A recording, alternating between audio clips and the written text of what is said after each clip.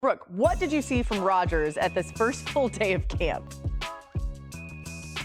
Laura, that was Patrick Queen that picked off Aaron Rodgers on his first throw of his first ever team period as a Pittsburgh Steeler. And the two things I noticed about that were, one, the reaction of the crowd. There were a couple thousand people here, and there was a collective, ooh. And two, is that Patrick Queen and the defensive players did not do their normal celebration when they pick off a quarterback in practice. Usually they throw the ball up and they pretend that they're skeet shooting it. They did not do that this time. Maybe don't want to put salt in the wound of their new starting quarterback on the very first play of the very first team period. But look, it was kind of a rocky first day for Aaron Rodgers because not only did he have that first interception, but he was also only 1 of 3 on passes attempted to DK Metcalf. But Rodgers didn't sound too worried about it, and DK Metcalf didn't sound too worried about it because those two have had 2 individual training sessions, one before Aaron Rodgers signed and one since. Plus, there was the group workout in Malibu, and DK said he's not really worried about a timetable for when the two of them are going to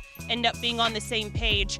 And one thing that might help expedite that chemistry building, those two are suite mates here in Rooney Hall. They share a bathroom, and DK told me he thought that he was going to get to have his own room, and he heard a knock at the door. He went to his front door. Turned out it was Aaron Rodgers knocking on the door of their adjoining bathroom. So sounds like they're, getting to know each other so they get to talk through things, how they see it. And he thought maybe Aaron Rodgers would play video games with him because the other night Rodgers walked into his room and said, video games, huh? And DK said, yeah. And then Rodgers just turned around and walked out of the room. So maybe he'll pick up the sticks next time. He's just getting a lay of the land. This is incredible. This is reporting we only get from Brooke Pryor. She's all over all of it. I absolutely love it. Sharing a bathroom, that's one way to get really close with somebody. Could be good, could be bad. I don't know. Overall, by the way, ESPN Analytics has, thanks, Brooke, the Steelers projected for 8.4 wins this season. If they aren't able to get to 9 wins, it would be their first losing season since 2003. They have a 40% chance to make the playoffs. Pittsburgh seeking their first playoff win since 2016, and they have just a 16% chance to win the AFC North, which they haven't done since 2020. We're going to stay in that division. This is a large reason why it's difficult potentially if you look at the Steelers forecast. The Ravens defense drastically improved throughout last season. In weeks 1 through 10, they allowed 25 points per game, which ranked 25th in the NFL. From then on, they allowed just 15 points per game, which was the best in the NFL. Their last 4 games, extra special, allowing just 11 points on average. This included holding the Texans to just 2 points on Christmas Day. In the offseason, they added Jair Alexander, who had some fun with Lamar Jackson at practice today. Former college teammates, remember? Oh, Lamar, yeah. Yeah, he threw a back shoulder. He tried to throw a back shoulder on me with D-Hop, so, I had to give him a little jazz about that. I said, come on, man. I know it's my first day, but, man, it's still me. You know what I mean? It's still me. So, but, it's always fun, man. We can joke like that. I don't even know what that exactly meant, but I love it. D-Wood, what do you expect from this Ravens defense? To be very multiple, to run a lot of simulated pressure. And what we saw from the Baltimore Ravens defense last year, when they moved Kyle Hamilton back to the kind of center field position, that's when they really started to stabilize the secondary, because the secondary was a real big problem for the Baltimore Ravens. Now you go out in the first round, you add Malachi Starks, a rangy playmaking type of safety out of the University of Georgia. And what you can do with both of those guys is now you can really mix things up. The disguises and the coverages on the back end, that'll make Baltimore even that much harder to decipher if you're opposing offense. I think this will be one of the best defenses in the NFL, flat out. When you look at the rankings over the course of the season, they're super misleading. Damian, you alluded to this, Laura as well. In the second half of the season, after they made the safety change we talked about, they were first in EPA per play, first in success rate, first in points per game. And they addressed what I honestly will say was their biggest weakness, which was cornerback position opposite Nate Wiggins. Brandon Stevens out, Jair Alexander in. Even if he's not healthy, you have Louisier there, so you have some depth. I expect this defense to be even better than they were last season, especially with Zach Orr, their defensive coordinator, and some more experience under his belt. He can continue growing with them. So I'm very, very high on this unit. And, of course, they get to play complementary football and have the benefit of playing with one of the best offenses in the NFL, too. Yeah, it's a great point. I agree they're improved. But, Mina, check out the schedule. At the Bills, the Browns, Lions, at the Chiefs, Texans, and Rams. That's how they start off. That defense started slow last year. They got to be really good out the gates, right?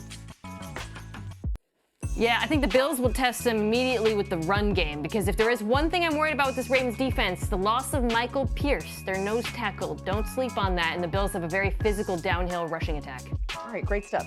Let's go back to a developing story today. Justin Fields at Jets camp. He was carted off of the practice field, an apparent lower leg injury. That's from Adam Schefter earlier today, but Lindsay is here with more. So, Lindsay, what more can you tell us about Justin Fields' injury and his status now? Sure, Justin Fields carted off, but not nearly as serious as one might have thought initially.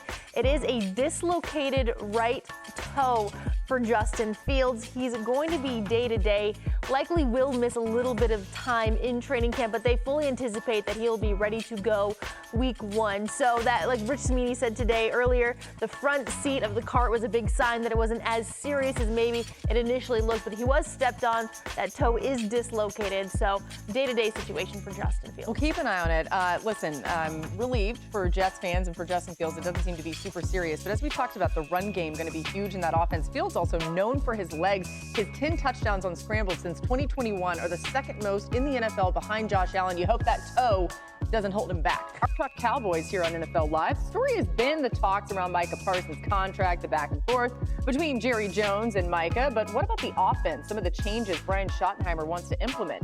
Here he is with more.